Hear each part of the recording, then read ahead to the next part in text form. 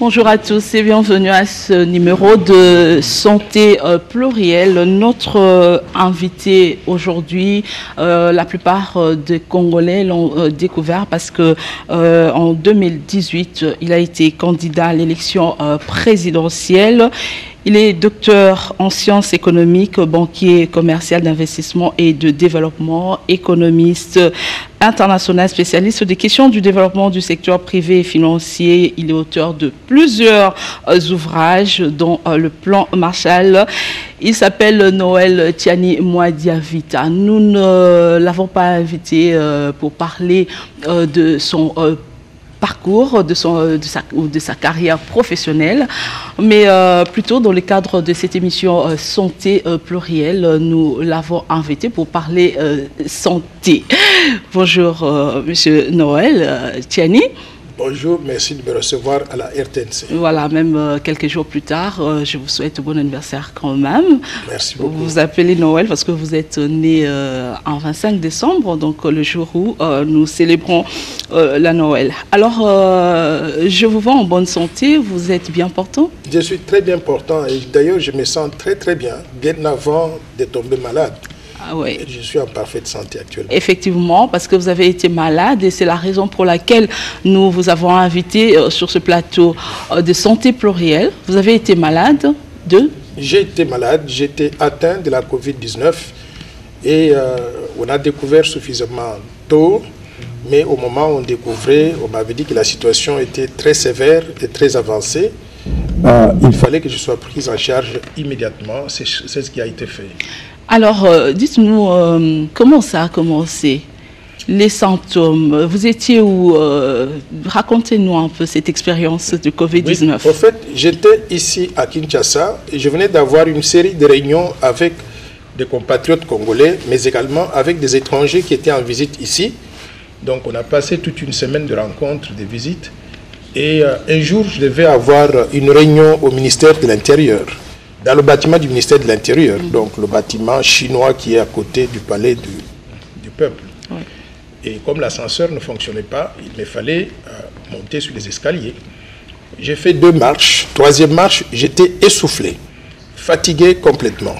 Ce qui n'était pas habituel pour moi, parce que j'ai l'habitude quand même donc, de grimper des escaliers plusieurs fois. J'ai senti qu'il y avait quelque chose qui n'allait pas. Et j'avais aussi un peu de maux de tête. Ma gorge était un tout petit peu irritée. Donc j'ai appelé une amie qui est médecin pour lui dire que je ne me sentais pas bien. Elle m'a dit de venir immédiatement. Elle était de service ce jour-là à la clinique Ngaliema, au service des urgences. Donc je suis arrivé là-bas. On a fait les prélèvements. Surprise, 20 minutes plus tard, on m'a avisé que j'étais atteint de la Covid-19 dans une phase très avancée et très sévère. C'est comme ça que c'est arrivé. Et il fallait que je sois prise en charge immédiatement. Déjà, quand on détecte la maladie, elle est arrivée dans une phase avancée. Et avant, vous n'avez rien senti? Avant, sincèrement, je ne sentais rien. Bon, j'avais un peu de migraines. Oui. Je me réveillais le matin, j'avais des migraines et je prenais donc le Doliprane. Oui. J'avais une gorge un peu irritée. Mais je me disais que je suis très sensible à la poussière. Okay. Donc ce sont des choses régulières qu'on connaît souvent dans la vie. Oui. Je ne pouvais pas soupçonner du tout que je pouvais être atteint de cette pandémie. Et ce n'est que quand je commençais à sentir que j'étais essoufflé, fatigué. Mais quand je dis fatigué, c'est-à-dire très fatigué. Essoufflé au point de ne pas monter, de faire plus de 3 marches sur les escaliers. Donc c'est comme ça que j'ai dû appeler cette amie. Et ça vous a inquiété? Jusqu'au moment où elle m'a dit qu'il fallait faire des tests, je ne soupçonnais rien, je pensais que c'était des petits trucs. Mais quand on a fait le prélèvement, elle qui était médecin, quand elle a entendu, elle n'a pas voulu m'effrayer. Mais elle m'a dit qu'il fallait qu'on fasse le prélèvement. Elle est allée tout droit au prélèvement, donc enfoncer donc 2 petits troncs d'arbres donc dans mon nez. Ils ont fait le prélèvement et quand ils ont fait le test, ils ont trouvé que j'étais atteint. Et on vous a dit tout de suite... on m'a dit 20 minutes plus tard, parce qu'on a quitté Clinique Ngaliema, je suis rentré chez moi. Aussitôt arrivé chez moi, on m'a appelé pour me dire que non seulement que j'étais atteint et que c'était très sévère, il fallait que je sois pris en charge immédiatement. La crainte que j'ai eue, moi, je ne voulais pas entrer dans un hôpital. Je me disais, et c'était une préoccupation légitime, une fois que j'entre à l'hôpital, je pense que ça allait alimenter les discussions sur les réseaux sociaux. Donc j'ai préféré ne pas rentrer à l'hôpital et les médecins m'ont dit soit je reviens à Clinique Ngaliema, mais moi j'ai décidé de ne pas aller à Clinique Ngaliema ou dans un hôpital public. Pour quelle raison? Je ne voulais pas être sujet à des prises de photos involontaires, et puis les gens qui vont mettre sur les réseaux sociaux, qui vont spéculer, qui vont annoncer que je suis mort, toutes ces histoires-là. Donc j'ai préféré être pris en charge chez moi. Donc on a amené tout le matériel dans la maison, parce que les médecins vont comprendre peut-être la gravité. Il y a une mesure que les médecins utilisent dans le cas de Covid-19, c'est qu'on appelle la saturation. Ma saturation était de 79. Et quelqu'un en bonne santé a une saturation dans les environs de 99, parce qu'on a mesuré même la saturation de certaines personnes qui étaient autour de moi. C'était 99 et moi c'était 79. On m'a expliqué que c'était très grave. Donc il fallait qu'on me mette aussitôt sur oxygène. Mon niveau d'oxygène apparemment était très bas. Qu'on me mette sur extracteur. J'ai appris tous ces appareils-là pendant cette période, et aussi sur respirateur. Est-ce que vous avez senti des problèmes de respiration? J'avais un peu de problèmes, mais pas très graves. Mais je me sentais juste essoufflé. Donc, quand je marche dans ma maison, il y a des escaliers. Je faisais 3 escaliers et je suis fatigué, je suis essoufflé. C'est comme ça qu'ils ont amené tous ces appareils. Mais je voudrais prendre cette opportunité pour dire que c'est moi qui avais décidé qu'on me prenne en charge chez moi et qu'on amène tous ces équipements chez moi, par une clinique privée. Maintenant, ayant pris cette décision, il fallait que les appareils soient disponibles en permanence et surtout qu'on puisse avoir aussi les bonbonnes d'oxygène. Et les bonbonnes d'oxygène, pendant pratiquement 6 jours ou 7 jours, on en a consommé 6, environ 6 ou 8. Et chaque bonbonne revient à $500. Donc c'est une opération très coûteuse. Donc il fallait nécessairement avoir cela. Et je voudrais remercier d'ailleurs un de nos compatriotes qui n'est pas du même bord politique que moi d'ailleurs, le docteur Félix Kabang Numbi. Il est arrivé une nuit où il n'y avait pas suffisamment de bonbonnes d'oxygène. Il fallait qu'on trouve nécessairement ces bonbonnes d'oxygène cette nuit-là vers 22h, 23h pour me permettre donc de tenir le coup jusqu'au matin. On a cherché partout, tout était fermé et l'ancien ministre donc, de la Santé, Félix Kabang Numbi, était le seul qui avait ça apparemment dans son dépôt quelque part à Kinkabwa. Et comme il était déjà au-delà de 22h30 avec le couvre-feu, il fallait qu'il trouve les moyens de pouvoir aller là-bas. Quand il a demandé de qui il s'agissait, on lui a dit que c'était moi. J'étais flatté d'entendre qu'il a dit « il ne faut pas qu'on perde celui-là ». Et donc, si c'était quelqu'un d'autre... Bon, c'était médecin, il allait toujours tout faire pour sauver la personne. Mais il a été très motivé. Vous avez eu de la chance, peut-être que, oui, vos relations ont joué, et le fait que vous avez quand même des moyens, ça a joué aussi. Bon, je voudrais simplement remercier le docteur Félix Kabang Numbi d'avoir fait tout pour que ce qui était nécessaire soit fait. Je voudrais surtout remercier le médecin qui s'est occupé de mon cas personnellement, docteur Claudia Mbongo, et les médecins urgentistes à l'hôpital, à la clinique Ngaliema. Jeune médecin, je ne connais pas son âge, mais je pense qu'elle doit être dans la trentaine. Un bel avenir en tout cas. Ok, et donc, si je comprends bien, vous avez quand même été bien prise en charge. Et voilà pourquoi, je ne suis pas Dieu, mais je dis, voilà pourquoi peut-être vous êtes encore en vie aujourd'hui. Je voudrais sincèrement dire que si ce n'était pas docteur Claudia Mbongo qui s'était impliqué, j'étais mort. Donc, je voudrais sincèrement la remercier. Elle s'est dépensée corps et âme. Elle a mobilisé toute une équipe de médecins. Il y a eu d'autres personnes qui sont intervenues. Je voudrais remercier le patriarche Kitenge Yezu, quand il a su que j'étais malade, a pu mobiliser toute une équipe de médecins aussi qui ont dû donner des conseils à Dr Claudia Mbongo. Il y avait aussi une amie personnelle, Gisèle Mwepo, qui se trouve en Suède. Ils ont mobilisé toute une équipe de médecins. Donc tous les médicaments qu'on m'a administrés, on s'assurait que j'avais suffisamment des doses qu'il fallait pour que je sois sauvé. D'accord. Gisèle Mwepo, que nous saluons en passant, une femme très dynamique. Alors, M. Mwadiavita, quelle est votre perception de la Covid aujourd'hui que vous y êtes passé? Quelle était votre perception de cette maladie avant? Et comment vous la percevez aujourd'hui, maintenant que vous y êtes passé? Quand on entend parler de la Covid-19, on pense que ça peut attaquer d'autres personnes que soi-même. Et j'entends beaucoup de nos compatriotes dans la ville, dans la cité, qui disent que, oh non, c'est une maladie imaginaire qui n'existe pas. On dit que c'est une maladie des Blancs, c'est une maladie des gens qui habitent la Gombe. Je voudrais dire à tous nos compatriotes, nous sommes 100 millions de Congolais. Cette maladie, elle est réelle. Elle peut attaquer tout le monde. Et quand elle vous attaque, vous n'avez pas le temps de pouvoir vous réorganiser. Vous pouvez mourir dans les 2-3 jours qui suivent. Donc, quand les autorités politiques, particulièrement le chef de l'État, le président de la République, ou le ministre de la Santé, ou le docteur Mouyembe, toute l'équipe qui travaille donc sur ces questions-là, quand ils vous disent, voici les mesures qu'il faut prendre, que nous prenons pour éviter la propagation de la maladie, s'il vous plaît, il faut que tout le monde suive ces mesures-là, à la lettre. Les mesures de distanciation sociale, le port de masque obligatoire, ne pas se serrer la main, ne pas s'embrasser, ne pas se faire des bisous. Et si vous devez rester chez vous, restez chez vous, faites un confinement volontaire. On vous dit qu'à 21h, vous ne pouvez pas sortir, il y a un couvre-feu, ne discutez pas. Restez à la maison. Il y a des raisons pour lesquelles donc ces mesures ont été prises. Moi, j'ai vécu le cas. Je vous dis que la Covid-19 existe. Elle est meurtrière. Elle tue tout le monde, sans pitié. Vous vous considérez comme chanceux parce que beaucoup de gens sont décédés, et peut-être de gens qui avaient la possibilité, hein, si ça ne dépendait que des ressources financières, des moyens financiers, des personnes qui avaient des moyens, mais qui sont passées, Est-ce que vous vous considérez je pense que les moyens, ça joue, mais ce n'est pas une question de moyens simplement. Oui. Il y a au-dessus de chacun de nous quelqu'un qu'on appelle Dieu. Quand Dieu estime que votre temps n'est pas encore arrivé, il va vous sortir d'affaires.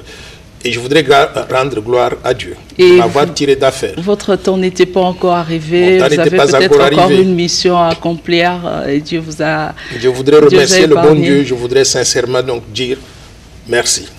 Alors, est-ce que vous pensez que la population a tort? Parce que quand nous regardons la majorité de la population, en tout cas, on ne respecte pas vraiment les mesures de prévention.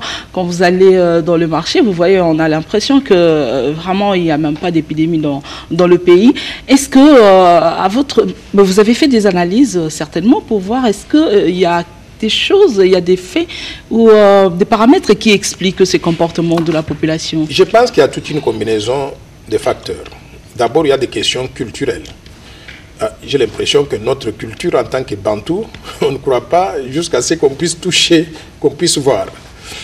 Et au-delà, c'est pour cela que j'ai accepté de venir dans cette émission. Il y a beaucoup de personnes qui m'ont dit, mais non, pourquoi vous allez parler donc d'une maladie comme ça, ça fait honte. Il n'y a aucune honte à avoir été atteint de la Covid. C'est comme avoir eu la malaria ou avoir eu la toux et on vous a soigné, vous êtes guéri. Il faut dire aux autres ce que vous avez connu et surtout donc leur dire que c'est dangereux. C'est pour ça que je suis ici. Maintenant, au-delà des facteurs je pense qu'il y a aussi donc des questions d'éducation. Certaines personnes qui ne sont pas suffisamment éduquées, instruites, ne croient pas à certaines choses qui sont prouvées de façon scientifique. Et il y a aussi la question de la pauvreté. Vous savez, on peut vouloir ne pas s'exposer à la Covid, mais quand on n'a pas de moyens pour survivre et qu'on doit sortir, aller au marché tous les jours pour vendre, pour acheter, on n'a pas beaucoup de choix. Et dans le marché, les gens sont entassés les uns aux autres. C'est pour cela que nous devons tirer l'exemple de cette expérience ici pour arriver à améliorer certaines conditions de vie. Et je voudrais dire par exemple aux autorités publiques que le marché central, ou les marchés centraux d'ailleurs de la RDC, de la capitale, ne sont pas dans un bon état. Quand vous allez aux Zando, les gens sont exposés les uns aux autres. Je pense qu'il faudrait que nous puissions envisager de construire des infrastructures beaucoup plus aérées qui permettent donc aux gens de ne pas se toucher, de ne pas se contaminer avec la respiration et consorts. Pour ce qui est du marché central d'ailleurs, la fermeture a été annoncée. Je pense que ce sera déjà effectif d'ici là pour la construction d'un marché moderne, peut-être plus aéré, comme vous le dites, pour éviter certaines choses. Vous faites bien de mentionner ça. Je suis en train de travailler sur un projet et je voudrais aller discuter avec le gouverneur de la ville de Kinshasa. Je l'avais déjà rencontré pour lui en parler de façon brève, mais également avec les ministres de l'aménagement du territoire. Et je conçus avec mon équipe un projet de construction de marché moderne. Marché moderne, c'est-à-dire la modernité Nous avons par exemple le marché central aujourd'hui qui a 15 000 tables. Le marché que nous envisageons aura 100 000 tables, donc beaucoup plus grand que celui-ci. Et d'ailleurs, ce ne sera pas simplement un seul marché. Si on arrive à mobiliser suffisamment de ressources, on voudrait avoir un marché au centre de la ville. Et moi, je vais demander aux autorités, s'il n'y a pas d'autres contraintes, qu'on nous donne la FIKIN. Parce que j'ai l'impression qu'elle n'est pas utilisée comme on aurait souhaité, qu'on construise un marché là-bas, mais qu'on ait un marché à l'est de Kinshasa et à l'ouest, un autre à l'ouest, et marché au nord et au sud. Si on construit 5 marchés modernes de cette façon, de cette dimension-là, je pense qu'on va dégager la ville de Kinshasa, désengorger la ville de Kinshasa. Au lieu que les gens vendent dans les rues, dans des conditions qui ne sont pas bonnes, ils seront forcés d'aller... Des conditions propices aux maladies. Et en ce moment-là, on aura des compagnies de nettoyage, de marché, de maintien de la sécurité, et on peut demander à tout le monde de ne plus vendre dans les rues. Voilà. Je pense qu'on pourra... finalement, une politique par rapport au marché, parce que nous sommes dans Santé Plurielle, on ne va pas sortir donc du cadre de cette émission. Une telle politique, en fait, c'est propice justement pour éviter aussi des maladies, parce que les gens se rencontrent dans le marché, les gens se touchent, il se passe beaucoup de choses. On a la nourriture parfois pas très bien conservée ou pas très bien gardée, etc. Il se passe énormément de contamination. Je suis allé au grand marché, tout comme dans certains petits marchés de Kinshasa. Et quand j'ai vu, par exemple, les conditions dans lesquelles on vend les légumes, à même le sol, vous voyez des mouches qui atterrissent là-bas, et quand il a plu, il y a des eaux pourries à côté. On vend des poissons dans les mêmes conditions ou des viandes. Je crois que la plupart des maladies se propagent à cause de ces conditions de santé, des conditions sanitaires qui ne sont pas très bonnes. Donc, si on investit dans un projet comme celui-là, et si on a l'appui de la ville de Kinshasa, mais également du gouvernement central, nous pouvons faire œuvre utile pour la population congolaise. Exactement. Alors, vous avez été atteint de la Covid-19, vous en êtes sorti, vous êtes guéri, Dieu merci. On déplore quand même le fait que dans beaucoup de centres de santé, il manque de matériel, il manque des équipements pour prendre en charge cette maladie. Qu'est-ce que vous dites Je voudrais dire que notre gouvernement doit faire mieux que ce que nous avons fait jusqu'à présent. Je voudrais mentionner juste 2 ou 3 exemples de ce que j'ai vu. J'avais visité il n'y a pas longtemps ce qu'on appelle la clinique derrière le Grand Hôtel, clinique danoise dans le temps. Oui, quinoise. Quinoise. Oui. C'était dans un état catastrophique. J'ai compris qu'il y a un contrat, je ne sais pas, avec les Japonais pour pouvoir reconstruire. Je ne sais pas pourquoi ça prend du temps, mais on doit accélérer la rénovation de cette clinique-là. J'avais visité l'hôpital général de référence, ex-Mama Yemo. J'étais choqué par quelque chose l'année dernière, parce que j'ai trouvé des mamans qui avaient accouché, des enfants qui avaient 6, 7, 8 mois, qu'on avait pris en otage parce qu'ils n'avaient pas d'argent pour payer les factures. Non, on ne peut pas prendre un citoyen congolais en otage parce que sa maman est pauvre, n'a pas d'argent. J'étais intervenu en contactant le ministre Steve Mbikaï des Affaires humanitaires. Je lui avais remis tout le dossier. J'avais demandé que ça soit présenté au président de la République. J'étais heureux de constater que aussitôt que le dossier a été présenté au président de la République, il avait ordonné qu'on puisse payer pour tous ces enfants, et plus de 40-50 enfants ont été libérés. Mais j'ai saisi aussi l'opportunité pour dire qu'on doit pouvoir rénover cet hôpital, pas rénover, détruire, reconstruire un hôpital nouveau. Je pense que ça va dans l'intérêt du peuple congolais. Ce que je dis de cet hôpital-là, je le dis aussi donc de clinique Ngaliema, où j'ai été diagnostiqué avec cette maladie ici. J'ai constaté, j'avais trouvé qu'il y a des médecins de grande valeur. Médecin, docteur Claudia Mbongo, docteur Matangila, Junior Matangila, docteur Nkongo, ce sont des médecins de grande valeur. Médecin Tiamala, mais il faut leur donner des moyens. Détruire cet hôpital, reconstruire à zéro.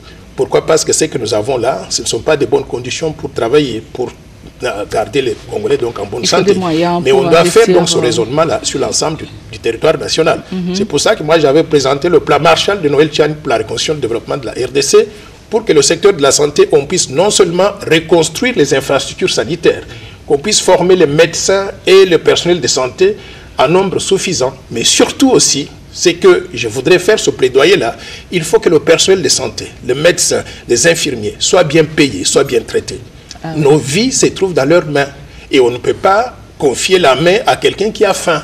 J'ai vu quand même une certaine expérience pendant cette maladie ici, et j'ai trouvé que notre pays se trouve en retard par rapport aux autres pays dans ce domaine-là. Donc nous pouvons faire mieux que ça, et que le domaine de la santé soit parmi les priorités des priorités dans le reste du mandat du président Tshisekedi. Je pense que ce serait très bien. Si je ne m'abuse, je pense que j'ai regardé une vidéo que vous avez mis en ligne où vous parlez de votre expérience de cette maladie. Ben, je pense qu'à la fin, vous faites votre conclusion en faisant un appel en fait pour des investissements par rapport à la prise en charge de cette maladie. Effectivement, j'ai fait cet appel-là basé sur mon expérience avec la clinique Ngaliema, mais basé aussi sur ce que j'ai vu à l'hôpital général de référence, dans cette autre clinique que j'ai mentionnée. J'avais visité aussi les cliniques universitaires ou l'hôpital Mutombo Dikembe, donc du côté de Ndili.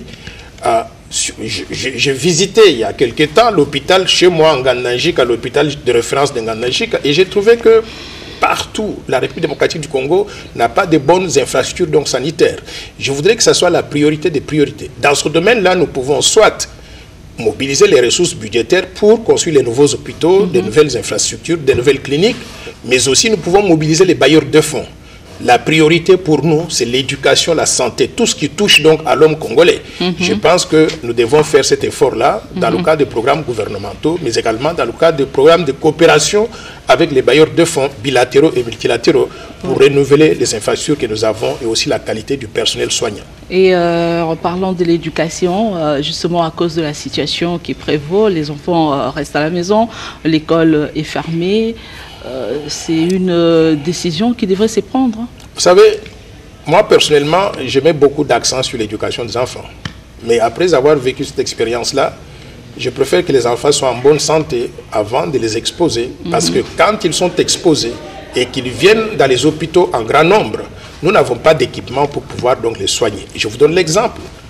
Moi, on devait me tenir sur oxygène et extracteur, cette grosse machine-là. Oui. On m'a dit qu'il n'y en avait que 3 à clinique Ngaliema. Alors, il fallait trouver un appareil quelque part. Et pour louer cet appareil-là, ça coûtait $3000.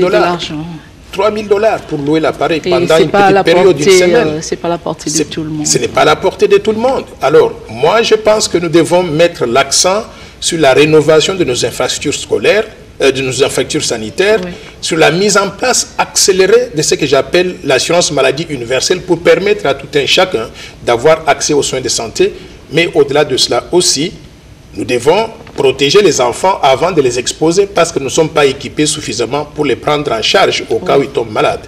Donc je veux que les enfants rentrent à l'école le plus rapidement possible, mais avant qu'ils ne partent, il faudrait qu'on s'assure que les conditions sont bonnes pour ne pas les exposer à la maladie. Oui, il ne faut pas les exposer, il faut les protéger, parce qu'en les protégeant, en fait, on protège aussi toute la communauté, parce qu'aujourd'hui, il est admis que les enfants transmettent, en fait, ils contaminent les adultes, et même si les symptômes ne sont pas très graves chez les enfants, mais lorsqu'ils contaminent l'adulte, ça devient grave. Exactement. Voilà.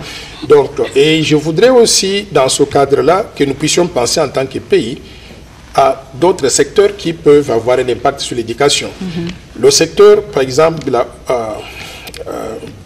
technologie de l'information, il faudrait que nous puissions faciliter l'accès de tous, par exemple, aux réseaux sociaux, à l'Internet et consorts, parce que dans d'autres pays, quand les enfants restent à la maison, ils peuvent étudier online. Le e-enseignement, l'enseignement en ligne, il faut promouvoir ça. Il faudrait qu'on arrive à faciliter cet accès-là. Parce que rester à la maison, ça ne veut pas dire qu'on est obligé de ne rien faire. Donc il y a possibilité de poursuivre l'enseignement, mais à distance, compte tenu du contexte actuel. Exact. Alors, à moins que vous ayez autre chose à ajouter, moi je vais vous dire merci d'être passé pour ce témoignage. Je voudrais juste dire encore à nos compatriotes, la pandémie de Covid-19 existe. Ne vous faites pas d'illusions. Ce n'est pas une maladie qui se transmet parce qu'il y a des sorciers. Non.